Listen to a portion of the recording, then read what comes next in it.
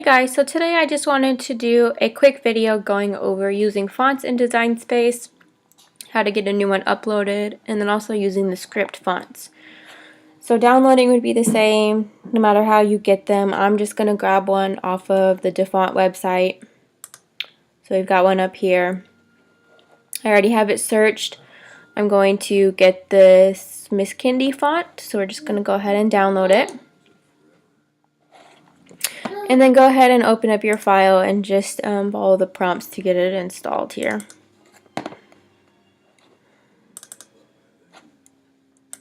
So there we go, we have it installed. I'm going to go ahead and go back to Design Space. Now you're going to want to refresh Design Space. So if you have a project that you're doing, make sure you save it and then give it a refresh. This will just let Design Space know that there is a new font you're working with that's available to be able to be used. So make sure you get that done. So when I go ahead and add some text in here. Now when I go to my fonts, and I go to my system fonts, so everything I have installed on my system, and go ahead and search it, it will come up here. You've got the Miss Kindy. So there we go, it's now able to be used.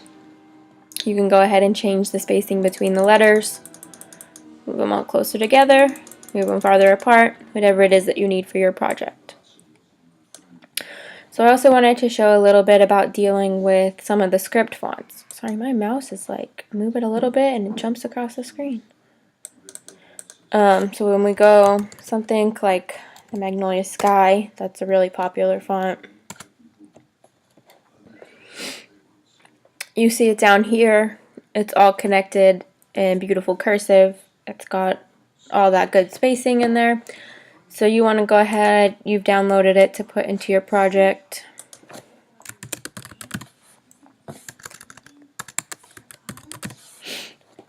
Let's go ahead, come on, and change this to our. So when you go ahead and select it, everything is very spaced out. It doesn't have that nice flow to it. So what you need to do is be able to connect the letters. So you could use this to try to connect them by decreasing the space. Sometimes this works fine. Sometimes there is more spacing between certain letters than others, so this doesn't always work. What I like to do is just go ahead and ungroup. So you see it's as one solid text piece right now. If I go ahead and ungroup it, it becomes each piece is an individual cut. So I'm just going to go ahead and use the arrow keys on my keyboard and go ahead and move these together. So move them until they are touching. Make sure that that tip of that line is covered under each letter. So now we have that smooth cursive that we're looking for, but we're not done yet. As you can see here on the side, each piece is still individual. So it's going to cut each letter individually, even with the tail that extends here. So it's not going to come out as a smooth cut. It's going to come out as each individual letter as its own piece, even though they're connecting, it appears on your screen. So what we want to do is go ahead and select the whole word. So you can just drag and select it. So the whole thing is selected together. Then we want to go down here to weld. This is going to weld it as one solid piece. You don't want to attach it, you want to weld it to make it a solid entity. It's going to become one image. So you have your weld result here. It's one solid piece. It's going to cut just as you see here on your page. So make sure you weld that together when you're connecting a cursive font like this, so that way those tails get hidden and it flows smoothly as one cursive piece. Another thing you can do is some fonts have the extra pieces to them, other letters you can choose from, extra things to add on to the end. A really common one is the Samantha font. It's a purchase font only. You can't find it for free, but it is a gorgeous font and well worth it. So I'm going to go ahead and show you that font.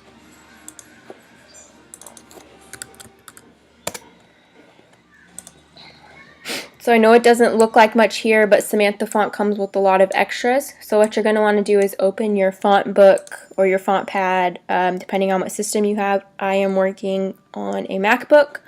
Mine is the font book. I already have it open, but you can go ahead and use your search tool up here to search like font book. So this will hold all my fonts that I'm looking for. So I'm going to go ahead and open my font book. So these are all the fonts I have installed. These are all the fonts I have installed on my system. Okay, hold on, buddy. Give me a second. Sorry, excuse my son there. So this is the Samantha font.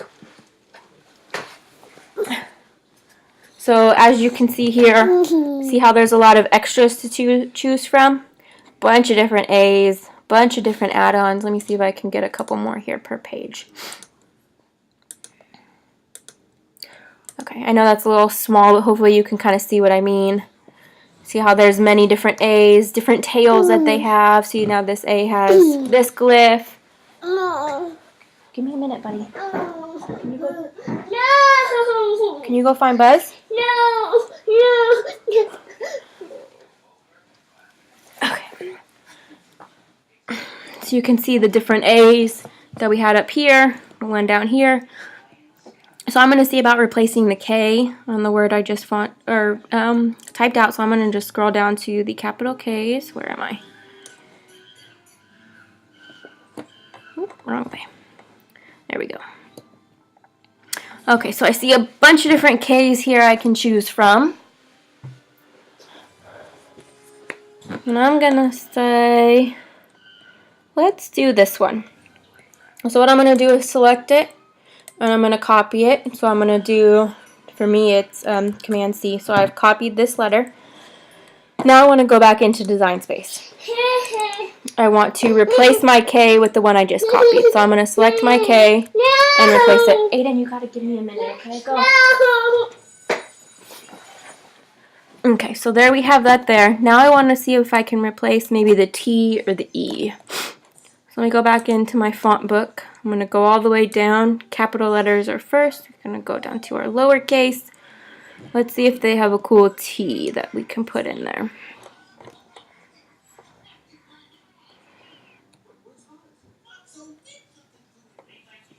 You see a cool one we can use? I am sorry for all the noise in this video. Apparently, my household is having a temper tantrum. Okay, let me just go ahead and do this one just so I can show you kind of what I'm meaning here. Let's go ahead and then select our T.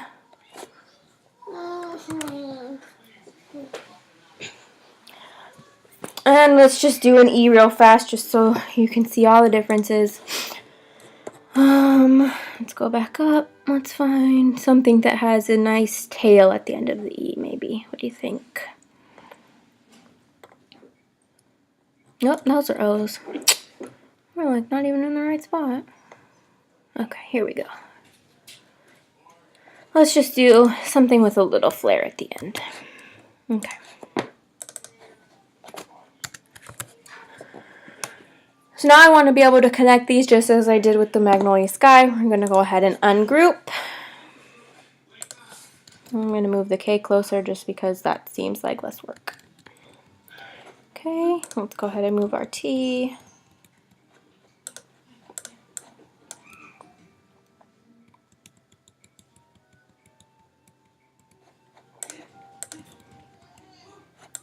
And then we want to make sure we go ahead and weld this. Remember to weld your fonts before you go ahead and send them. Weld that together.